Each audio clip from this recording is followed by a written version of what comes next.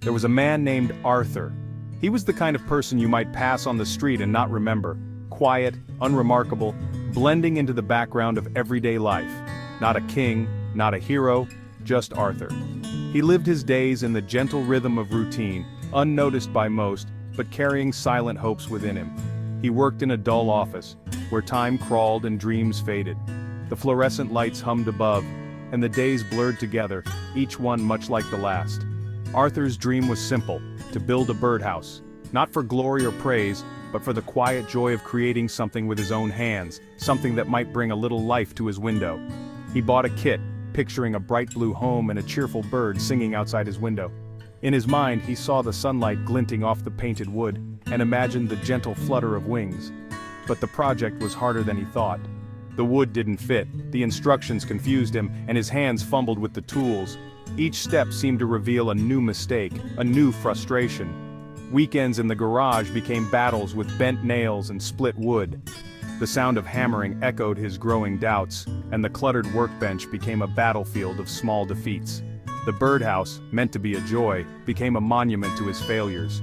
Each crooked angle and splintered edge seemed to mock his efforts, turning hope into disappointment. The blue paint stayed unopened, the pieces gathered dust. Days turned into weeks and the project sat untouched, a silent reminder of what he couldn't finish. It wasn't just a project left unfinished. It was every abandoned dream, the guitar he never learned to play, the book he never wrote, the garden tools rusting in the corner. Each one a story of hope that faded away. Each splintered piece whispered defeat. The rough edges and broken parts seemed to say he wasn't enough, that his dreams were too fragile to survive. Arthur would sigh, close the garage, and leave his small dream in the dark. The weight of disappointment pressed on his shoulders as he turned away. It was easier to walk away than to face the feeling of not being good enough. And so, the unfinished birdhouse remained, a quiet symbol of dreams left behind, waiting for a day that might never come. One Saturday, Arthur's frustration boiled over. After hours struggling with the roof, a hard swing cracked the main wall. He stared at the damage, feeling something inside him break too. The hammer clanged across the garage. Silence followed. He slumped onto a stool, weighed down by failure. Was it really worth it? He considered tossing everything in the trash. No one would know, no one would care. The dream of morning birdsong felt foolish now. Life was beige offices and tired routines, not blue birdhouses and hope. He picked up the cracked wood, ready to let go. But as he hovered over the trash, a memory flickered. The image of the little blue house, the hope he'd felt. Was he really going to let a single crack end it all? He paused, the broken piece still in his hand. Sometimes the hardest thing is not giving up. The broken wood felt heavier than it should. It wasn't just wood, it was disappointment made real.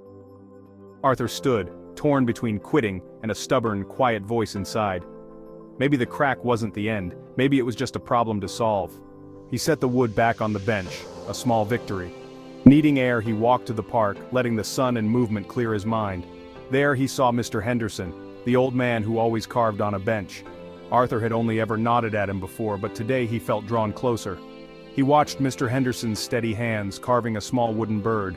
There was no frustration, only calm focus. It was the opposite of Arthur's struggle. He hesitated, then sat beside the old man, unsure what to say.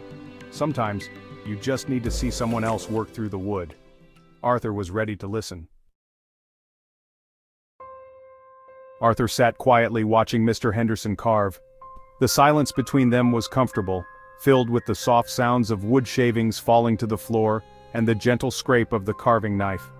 Sunlight streamed through the dusty windows, casting warm patterns across the workbench. Arthur admired the old man's steady hands, the way he seemed to coax life from a simple block of wood.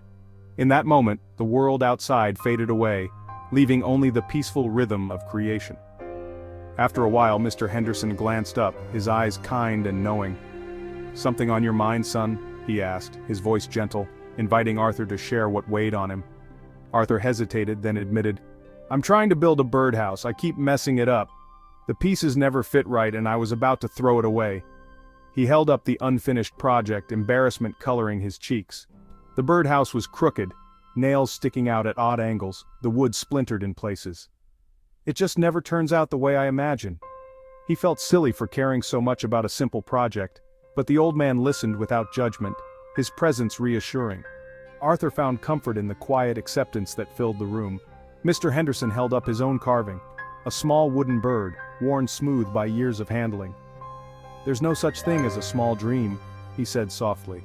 "Every dream has weight, no matter how humble it seems." He pointed out the flaws in his wooden bird, a short wing, a crooked beak, tiny chips along the tail. "See these?" he said, tracing the imperfections with a finger. "They're part of its story." "If I only saw the mistakes," Mr. Henderson continued, glancing toward the fireplace where scraps of failed projects lay, "I'd have thrown it in the fire long ago. But I choose to see what it's become, not just what it isn't." Arthur looked closer at the wooden bird, noticing the details he'd missed before, the way the grain of the wood followed the curve of the wing, the character in the crooked beak. He realized he hadn't noticed the imperfections before, only the beauty that came from them. "How do you keep going?" Arthur asked, his voice barely above a whisper. "How do you not give up when things go wrong?" The question hung in the air, heavy with all of Arthur's abandoned dreams and unfinished projects. He thought of the times he'd walked away, convinced he'd never get it right. Mr. Henderson smiled, lines crinkling at the corners of his eyes. "You don't fight the mistakes. You work with them. Sometimes what you think is a flaw is what makes your work unique. It's not about perfection, it's about persistence, and learning to see value in the journey. Sometimes the answer is in the story the flaws tell. Each mark, each misstep adds character and meaning. The imperfections become a testament to the effort and care poured into the work." Arthur listened, hope flickering in his chest. Maybe, he thought, there was a way forward after all. Maybe his mistakes weren't the end, but the beginning of something new. Sometimes wisdom comes from a crooked wing, a reminder that beauty and meaning often hide in the places we least expect. "Know you've been a good friend."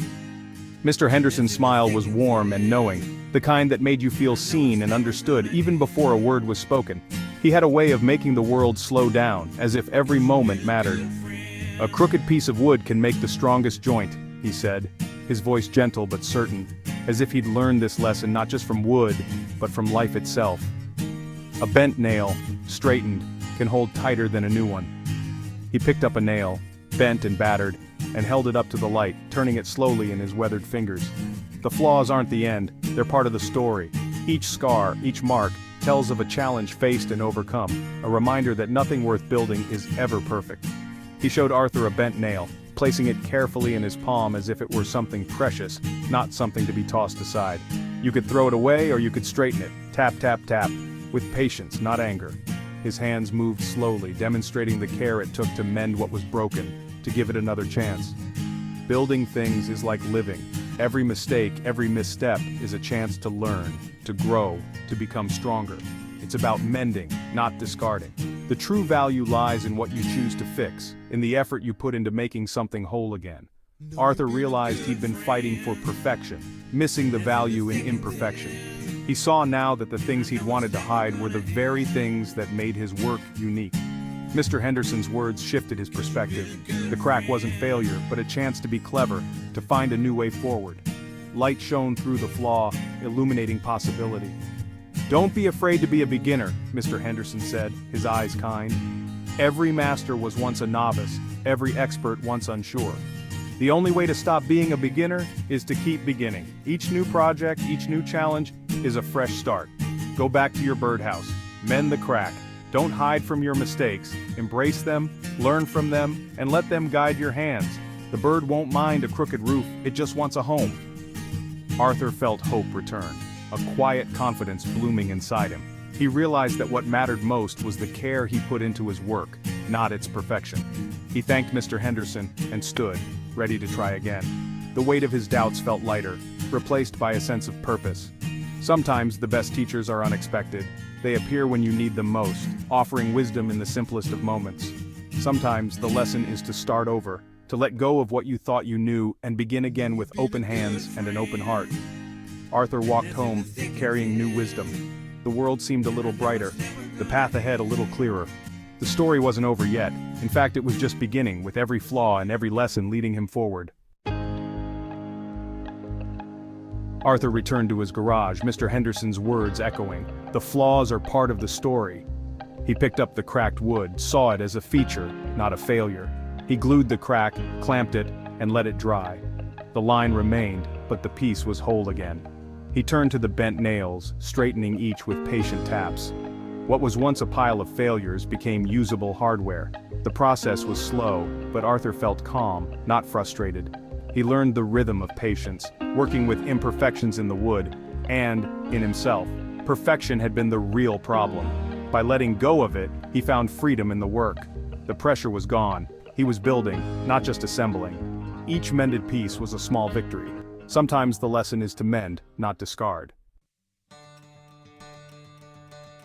With mended wood and straightened nails, Arthur began again. The instructions became a guide, not a rule book. When pieces didn't fit, he adjusted them, not himself. He sanded, trimmed, and solved problems. The roof was still tricky, but he found the issue and fixed it with patience. He listened to the project, not fought it. Each nail driven was a triumph. Each piece attached a step forward. The birdhouse took shape, crooked, sturdy, and uniquely his. It wasn't perfect, but it was real. Every imperfection told his story: frustration, doubt, perseverance. He hadn't given up. He had mended what was broken, and in doing so, mended a piece of himself. Sometimes, building is about more than wood and nails. It's about building yourself.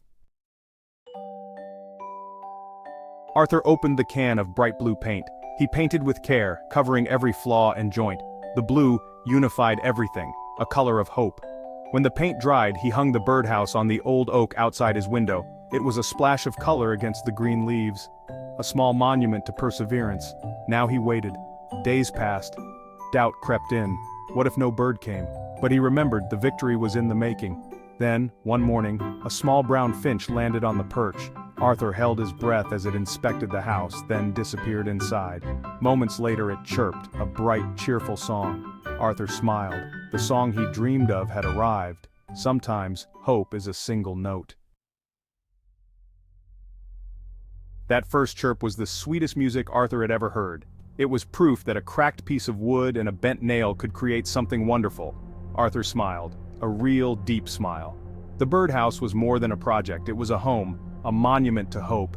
The tree filled with birdsong each morning, reminding Arthur he was capable. Confidence seeped into his life. He saw his office as a place of new challenges, not just routine. He picked up his old guitar, clumsy but undeterred. Wrong notes didn't bother him, they were part of the song. He learned to live as he built, by mending, not discarding. Life wasn't perfect, but it was his. The journey, with all its cracks and splinters, gave meaning to the destination. Sometimes all it takes is one small brave act to pick up the hammer again and build a home for a song. And that, Arthur learned, was enough.